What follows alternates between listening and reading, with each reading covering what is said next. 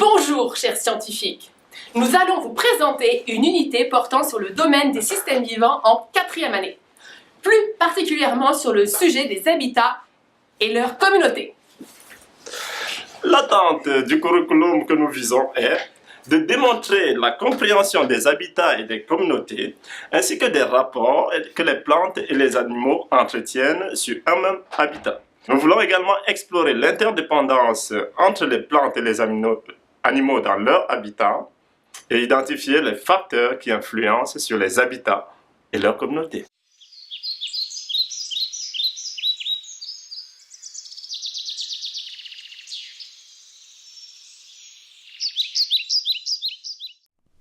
En d'autres mots, nous visons à enseigner les interrelations et interdépendances dans un écosystème. Le principe d'une chaîne alimentaire, une communauté ou un réseau trophique, qui est un ensemble de chaînes alimentaires interreliées, et à analyser les informations d'une pyramide de nombres.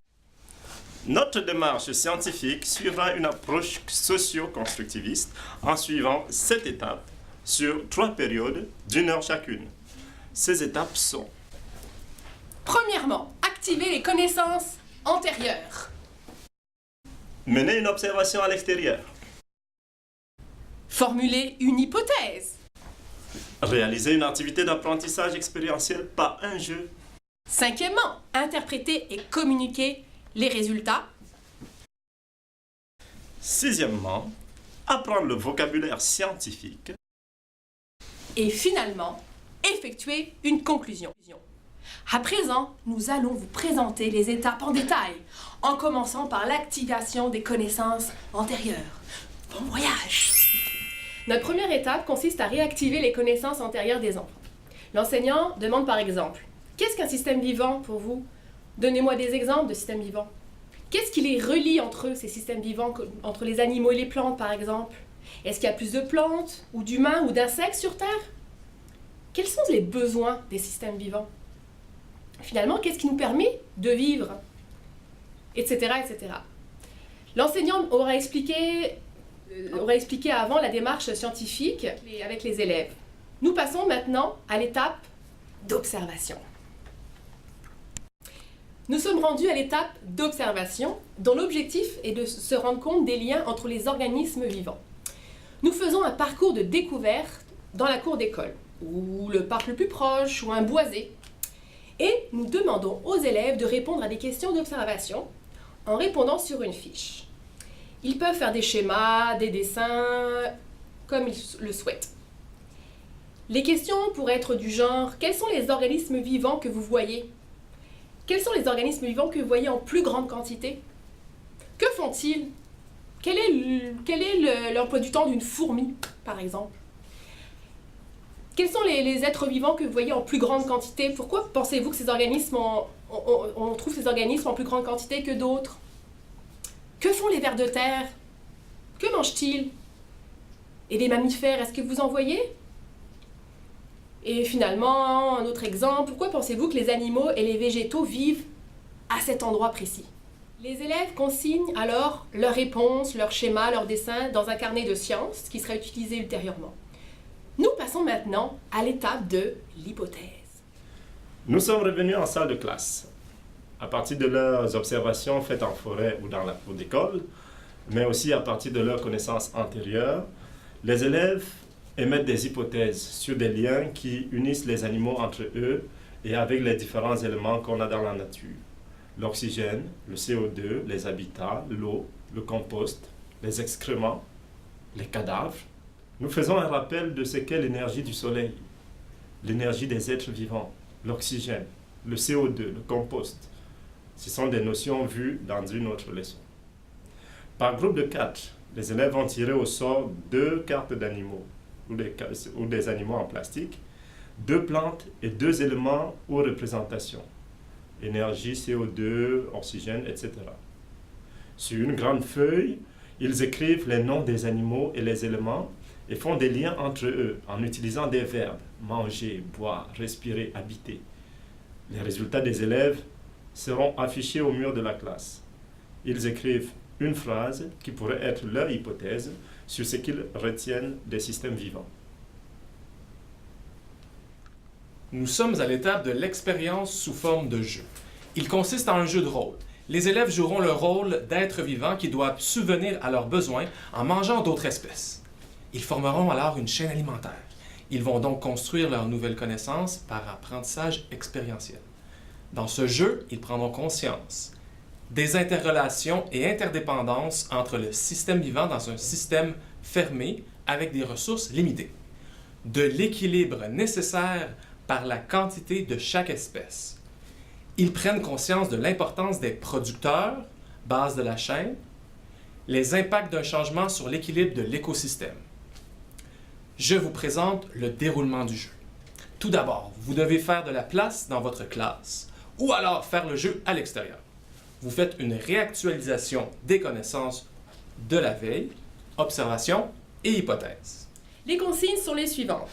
Premièrement, chaque élève recevra une carte qui définira son rôle. Alors il pourra être, dans notre cas, soit un renard, une vipère, une grenouille, un lapin, une sauterelle ou bien une plante. Sur chaque carte est détaillé ce dont chaque système vivant a besoin pour vivre, mais aussi ce qu'il peut offrir. Par exemple, sa viande ou ses excréments. Deuxièmement, chaque élève présente son animal et les détails inscrits sur la carte à ses pairs. Troisièmement, le jeu commence une fois que la plante a pris du CO2 offert par les animaux et jeté de l'oxygène. Ainsi, une fois que tous les animaux ont attrapé leur oxygène, le jeu peut commencer. Quatrièmement, chaque élève qui représente un animal prend une seule carte à la fois. Il représente donc un seul animal. Il doit subvenir à ses besoins avant de se faire manger. Il peut alors reprendre une autre carte, une fois qu'il s'est fait manger, mais du même animal. Mais attention, il y a un nombre limité de cartes, donc d'animal par espèce. Cinquièmement, lorsqu'un prédateur mange sa proie, il prend la carte de la proie et va déposer ses excréments, puisqu'il a mangé, dans un pot marqué excréments. Le ver de terre, septièmement, le ver de terre, lui, qu'est-ce qu'il fait? Très important, il transforme les excréments et les cadavres en compost. Nourriture première des plantes. Et le cycle continue. L'objectif étant que tous les élèves puissent jouer le plus longtemps possible. Donc c'est la seule consigne que l'enseignant va donner à ses élèves, que le jeu continue le plus longtemps possible. Alors, pour faire durer le jeu, eh bien, il faut créer un équilibre. Et ils vont donc saisir la notion d'équilibre dans la chaîne alimentaire. La troisième étape, rupture de l'équilibre. L'enseignant annonce que des humains viennent construire sur leur habitat. Il n'y a plus d'arbres. Que font-ils? Pendant l'expérience, l'enseignant circule pour noter les réflexions et observations des élèves qui aideront à l'étape d'interprétation et conclusion. Variante. L'enseignant peut intervenir en contaminant les habitats par un pesticide, par exemple. Ainsi, les vers de terre tombent malades. Que se passe-t-il? Plutôt que la nourriture, le jeu peut viser à conceptualiser les transferts d'énergie ou les échanges d'O2 ou de CO2. Les cartes pourraient avoir été conçues par les élèves dans une leçon précédente après un travail de recherche. On peut intégrer l'homme dans la chaîne. Ils peuvent porter des masques, faire le jeu dehors afin que les élèves se courent après pour attraper prédateur, attrape-proie. On peut ajouter des animaux, un animal par élève ou même un animal représenté par plusieurs élèves.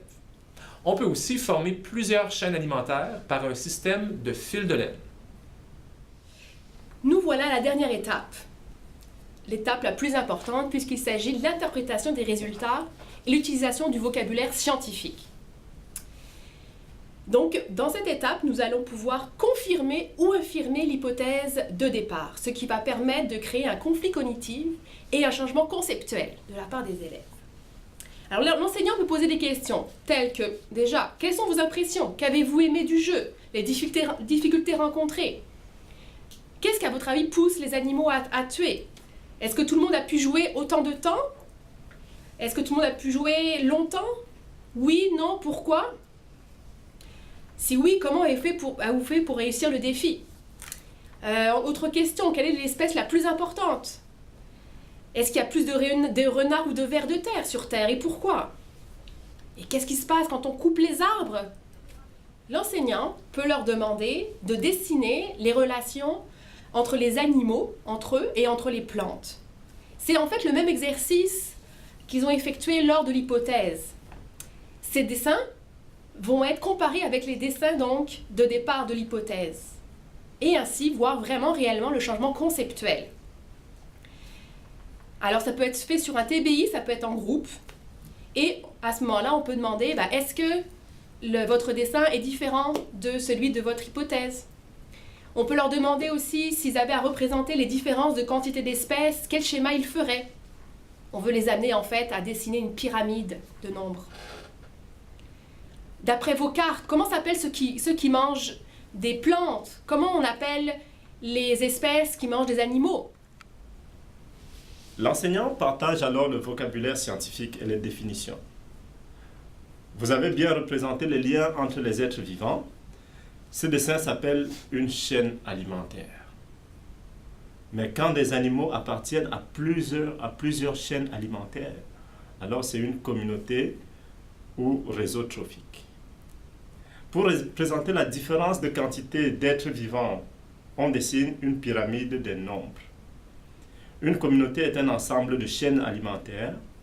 Un écosystème est un ensemble de communautés plus eau, plus air, plus le sol, tandis que la biosphère est l'ensemble des écosystèmes. En guise de conclusion, nous faisons une objectivation. Soit une chose qu'ils ont appris. Leur demander ce qu'est un écosystème, producteur, consommateur, etc.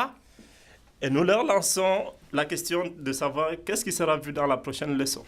Où est l'humain dans la chaîne alimentaire, dans la pyramide? Est-ce que l'humain est dépendant des autres êtres vivants?